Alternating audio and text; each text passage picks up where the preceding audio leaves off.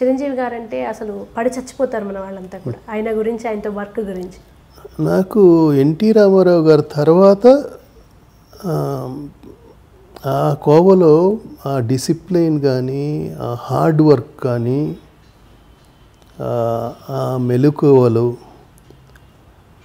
అందరితో బాగుంటూ ఎంత ఇదైనా కానీ ఆ కోపాన్ని బయటికి లేకుండా చాలా సుగుణాలు ఉన్నాయండి ఆయనలో, చాలా క్వాలిటీస్. అందుకని ఆ స్థాయికి ఎదగలిగాడు ఆయన.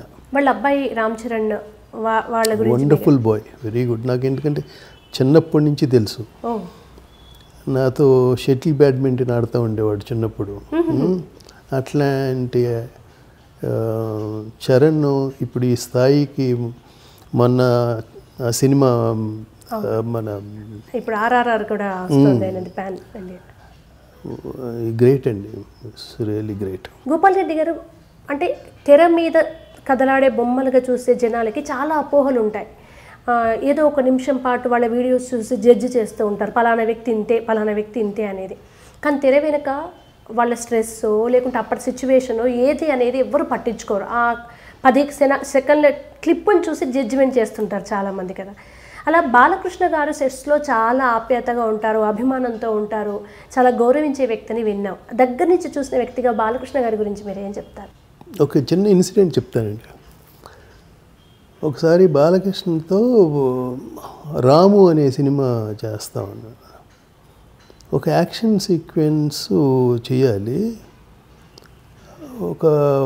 ఒక 8 feet 9 feet ఉంటుందండి. ఒక గోడ మీద నుంచి దూకి మళ్ళీ కంటిన్యూ చేయాలి.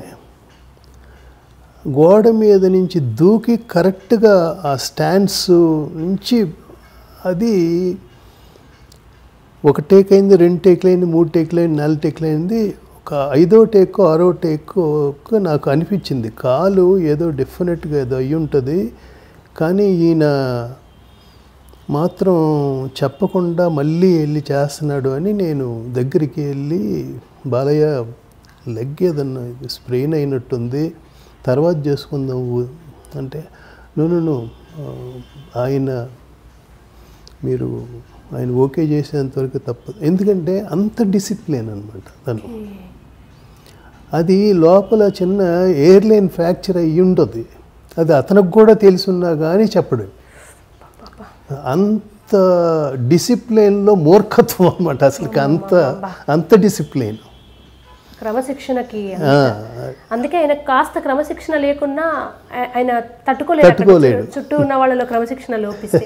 అంటే అది స్కూల్, నందమూరి స్కూల్ నుంచి వచ్చిన వారసత్వంగా డిఎన్ఏలో వచ్చిన క్రమశిక్షణ అదంతా కూడా.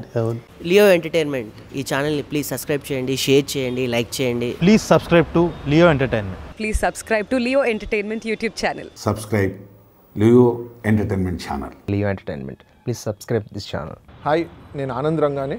Please subscribe to Leo entertainment. ఇలాంటి ఇంట్రెస్టింగ్ వీడియోస్ కోసం తప్పకుండా మా ఛానల్ని సబ్స్క్రైబ్ చేయండి.